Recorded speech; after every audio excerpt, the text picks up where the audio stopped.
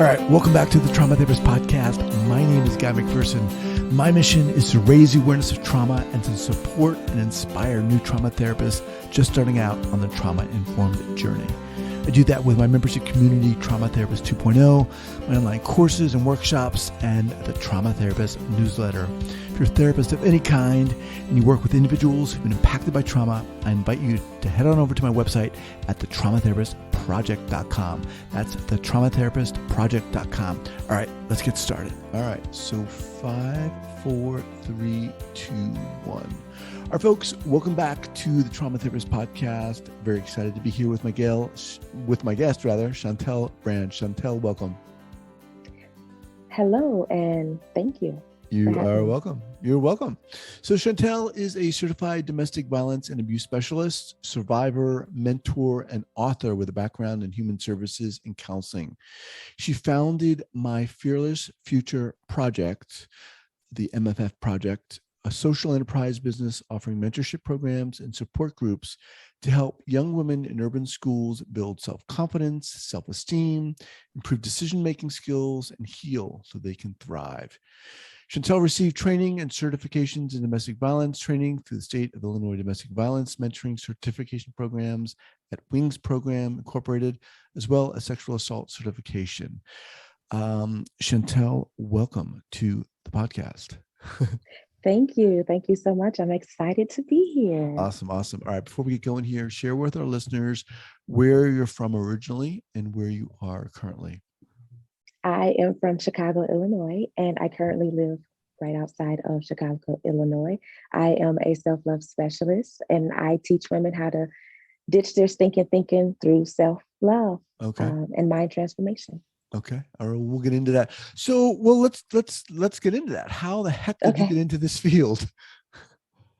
I've always been in the service industry for many years. So whether it's service to the beauty industry or service to just, in the human services field, serving people, serving community through church, so I got into this becoming a self-love specialist as I walked through the journey of going from victim to survivor to thriver of domestic violence. And so, yes. The journey of victim to survivor to thriver. To thriver, yes. Okay. So what's the journey from victim to survivor to thriver? Talk a little bit about that journey for you. So once you make that decision and decide to leave that abusive relationship. Well, I want to know you personally. Me personally. Okay. Yeah. Oh, okay. Okay. So me being a victim of domestic violence and living physically, mentally, emotionally, spiritually abusive relationship for about 3 years, it was for me a matter of life or death. It was imperative that I leave. I almost died through strangulation. Oh my God. On the 4th of July. And that was just the last straw. I had a few attempts to leave before that, but this time I finally made an attempt to leave. So I didn't leave that particular day, but I was out of there in the next 2 days. How long had you been in the relationship before that that strangulation event? About 3 years. Okay. Wow. Mm-hmm. Wow. Yeah. And so, of course, it doesn't start off like that, because if it did, then everybody get that label. Oh, that's a, crazy person, stay away from him, or that, woman, because it could be a woman too. But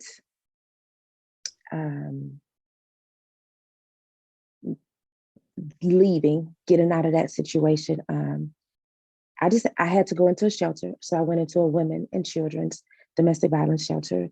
Did you have kids at this time? I did. I had a toddler and a 7-month-old baby. And I had to leave. I just, I didn't want my daughters to see what I was living. I didn't want them to grow up in it. I was like, oh my goodness, I didn't grow up to meet someone and have a relationship with them, I didn't think that this would be my life. Mm-hmm. Like, what am I doing? Oh my God. And so although I had those thoughts running through my mind, it really took that moment of strangulation to say, hey, you better leave, because the next time you may not wake up. Did you, during this time, did you have people you confided in? Were you seeking help at this time?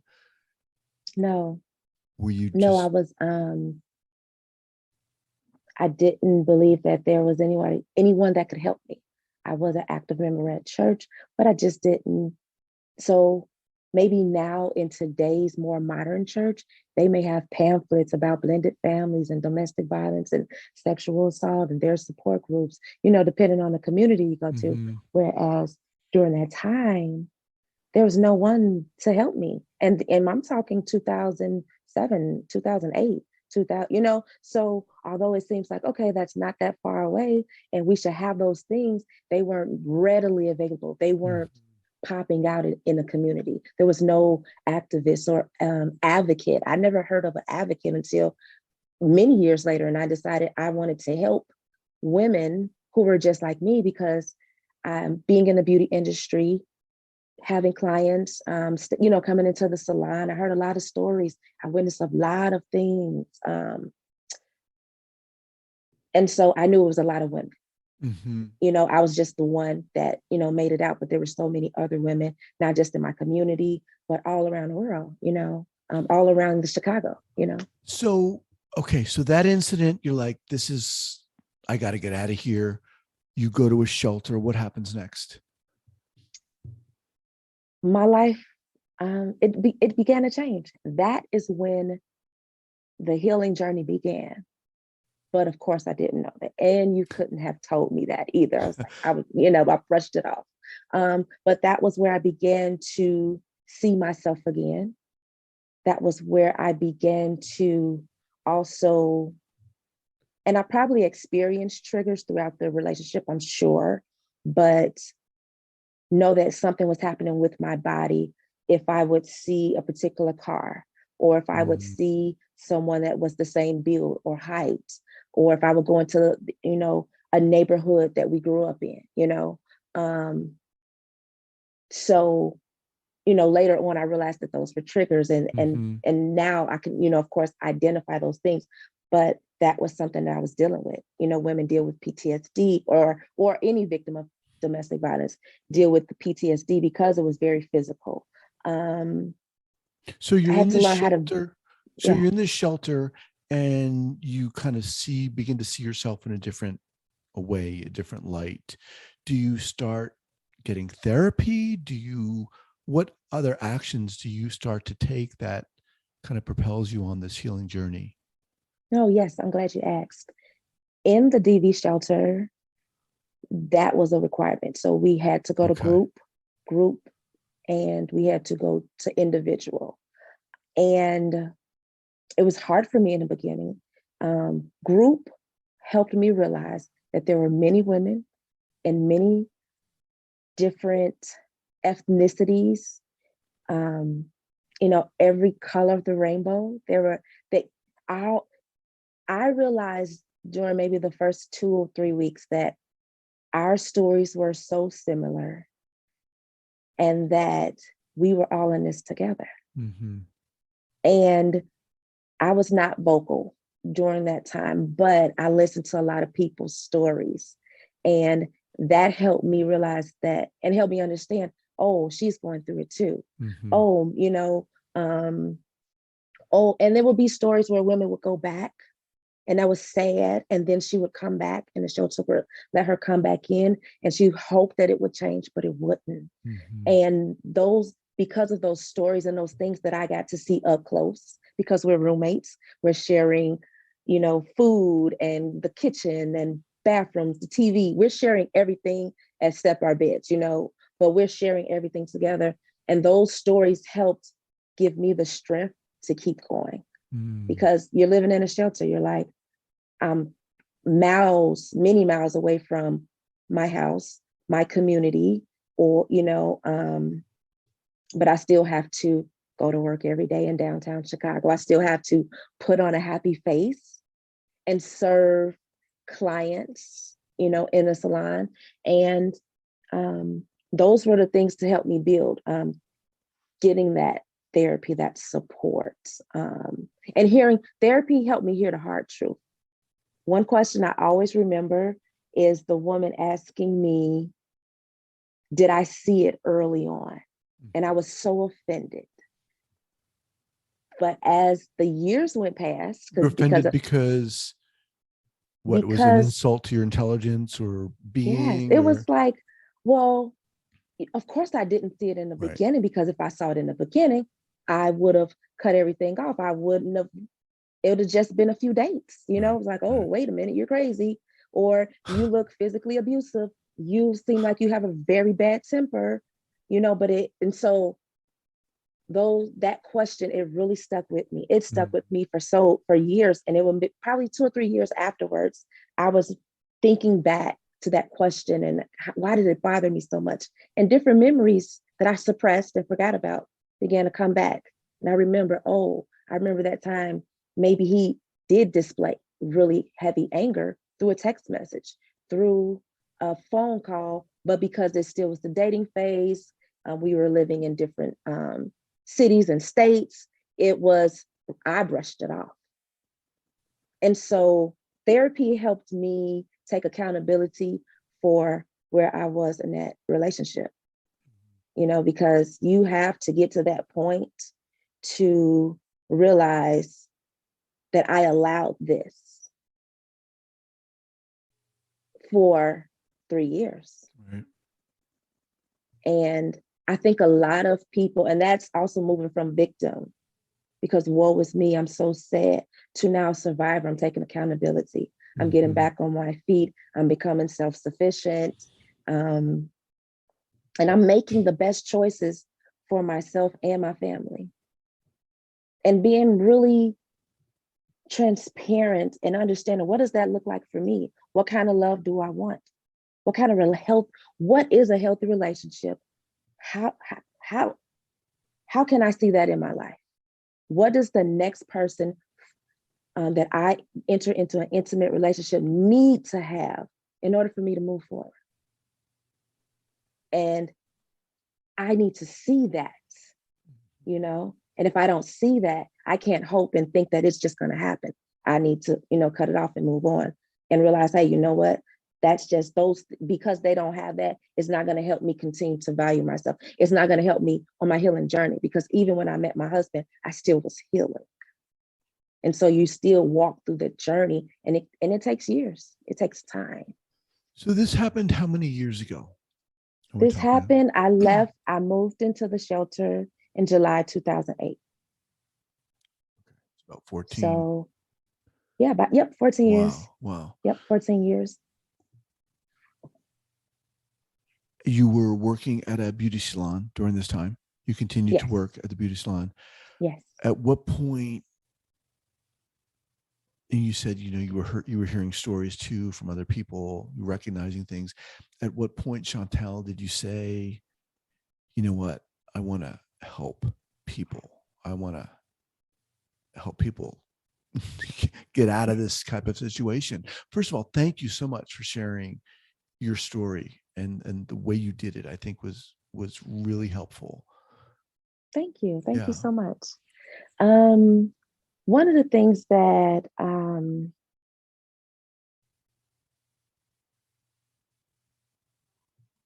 sorry, can you repeat the question? Sure. Just at what point did you say, you know what, I want to start helping people? Okay.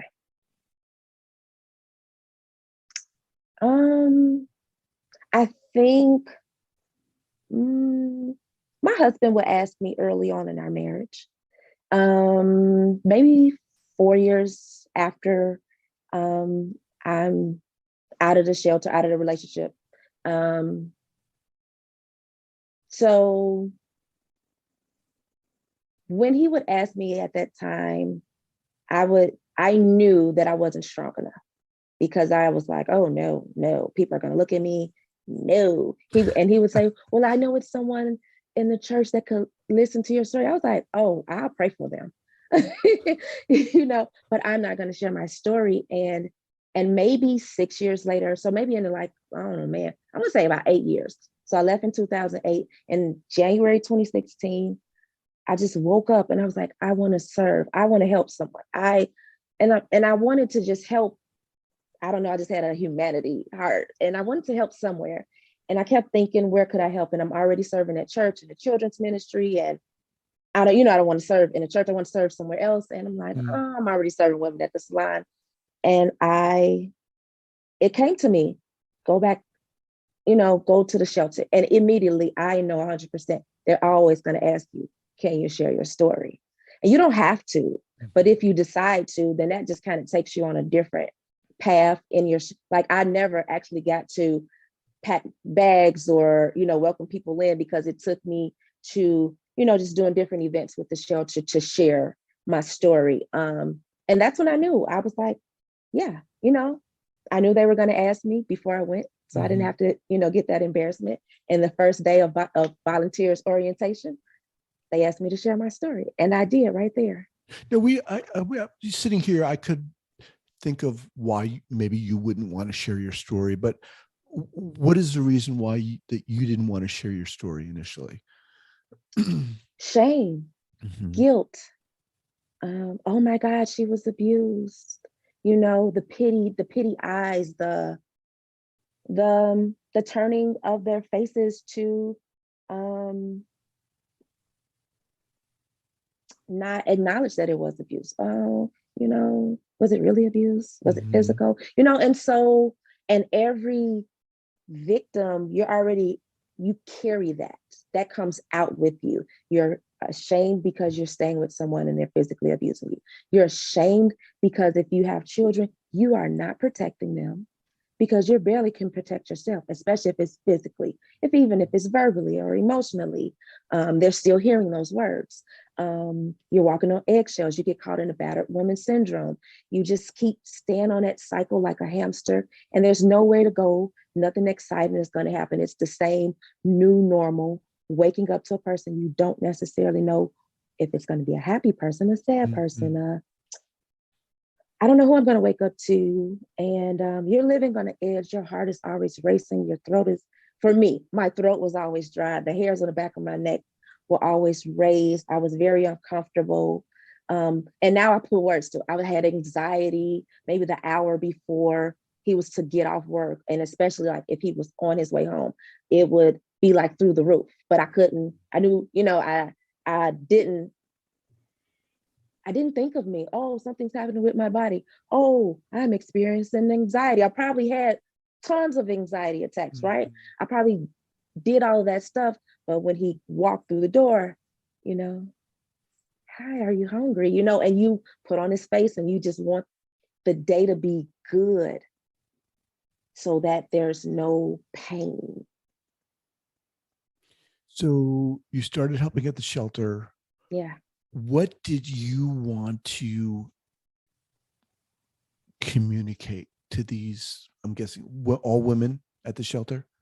Okay. Yes. What did you want to communicate to them? What did you want to give of yourself to them? I wanted them to most of all see. Sometimes you just need to see it.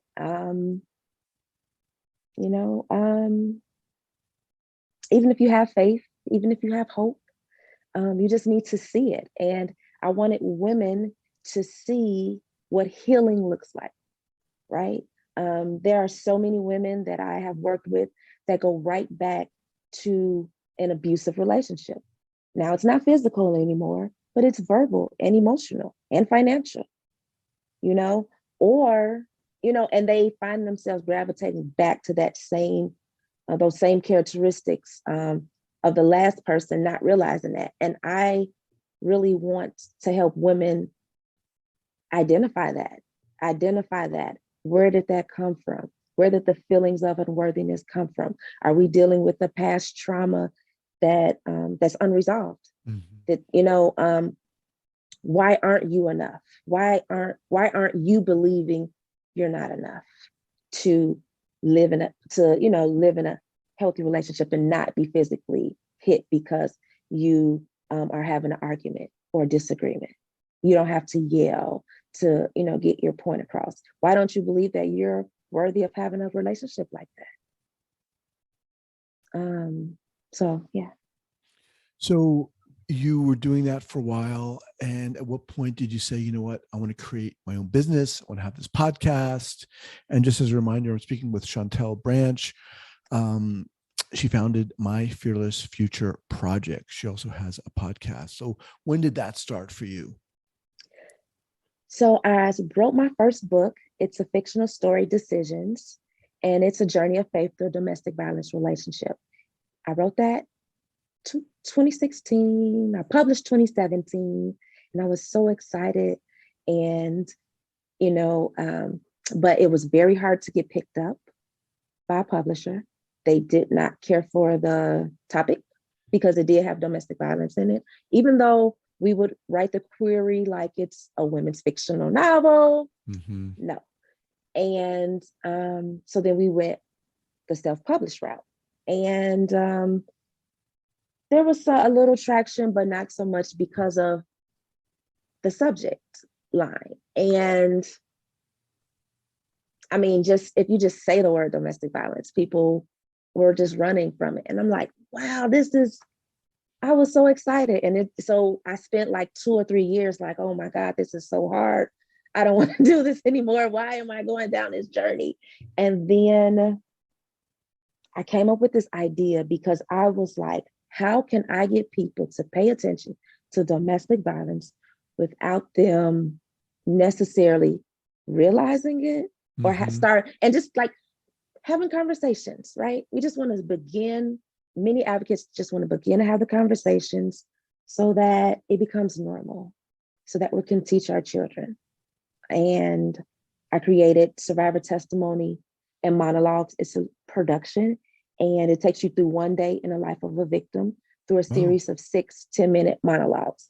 And we put it on in church. Yes, sort of. Look at you. Wait, hold on. So you got a podcast, you got a book, wow. Yeah. All right, I'm sorry to interrupt you. No, it's okay. And go ahead. And so we put it on at colleges and churches locally, and we were hoping, to go to the next level. And then who performed it? And everything just came together. I was able to get other survivors, advocates. They're also advocates in Chicago, and they just did it. I wrote all the scripts. Wow. And I even reached out to, because I'm in the beauty industry and in Chicago, I do some TV and film. I also reached out so I met some freelance actors in addition to, and so I was able to pull them in on my projects. Wow. And you just grow community, just like that. So yeah, we hope to get that back in productions and in universities. And initially it was colleges and universities, but this year we were able to go to high schools, and I realized, oh my God, we got to go to high schools. We need to be in high schools first. And then, you know what I mean? I feel like just the youth of today, we really need to hone in, because what we've discovered is consent and boundaries are so blurred that they believe that they, male or female, can touch the student and take their stuff. And, they do a lot of touching, and they do a lot of touching, but it becomes violent very fast. And so that is our focus for 2023, is teaching the healthy and unhealthy relationship workshops, and then doing the production, because the production, it grabs you, it pulls everybody's attention, because it's like watching a TV or play.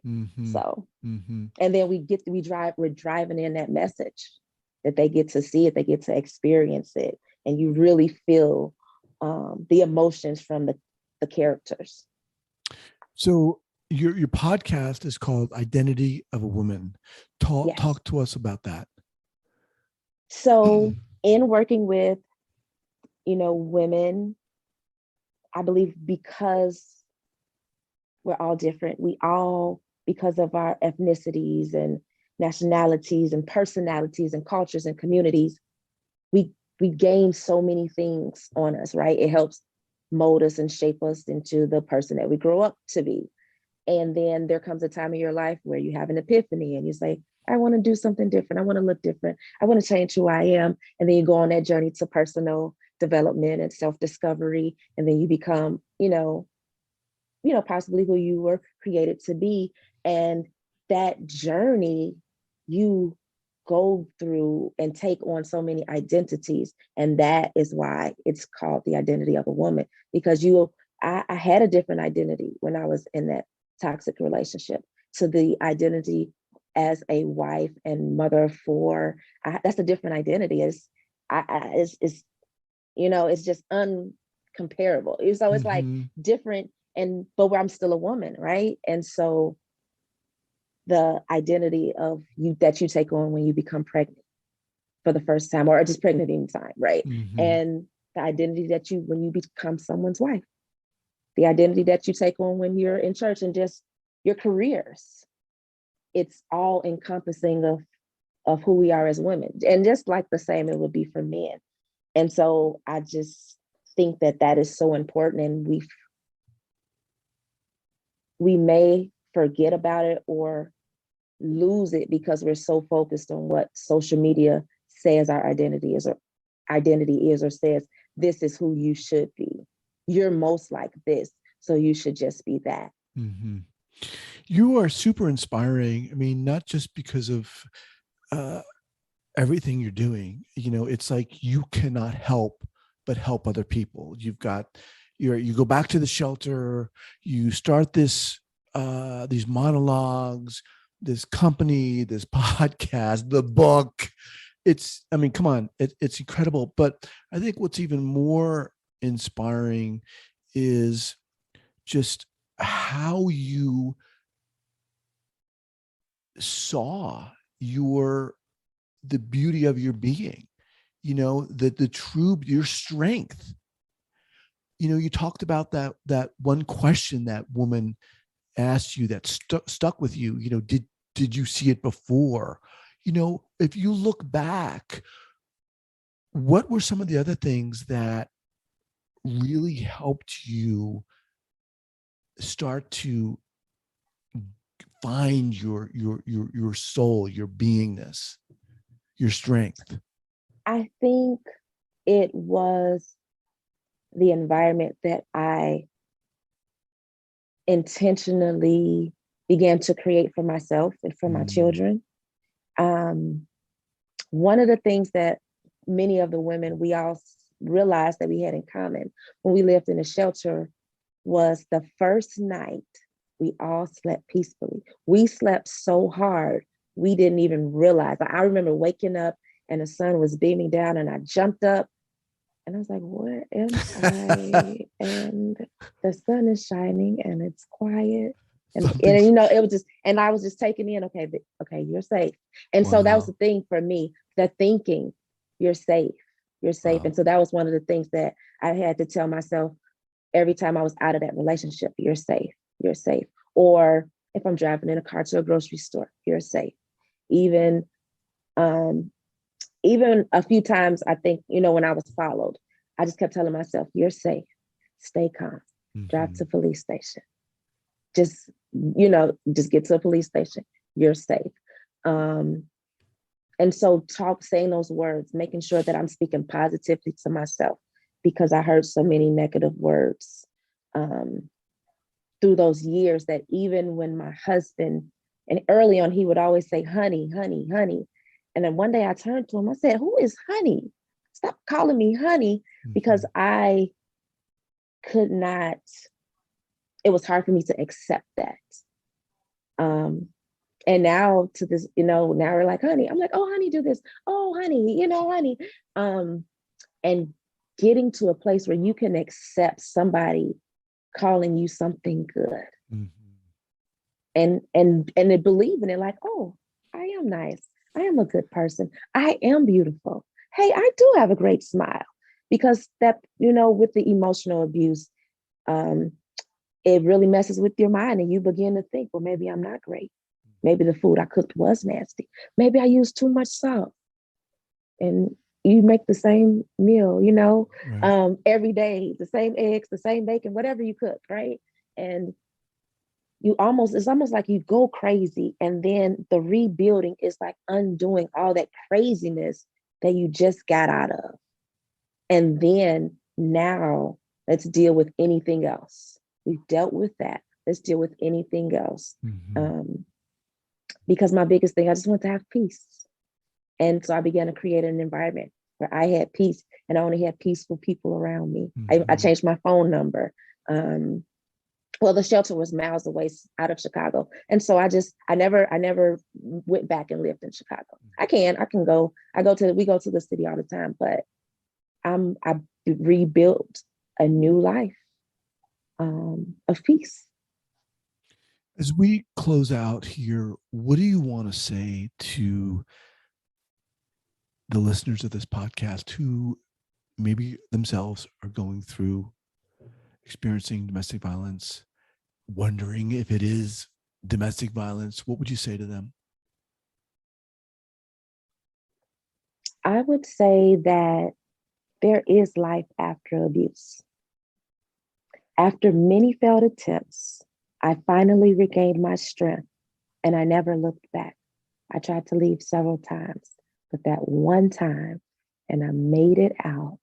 I never looked back.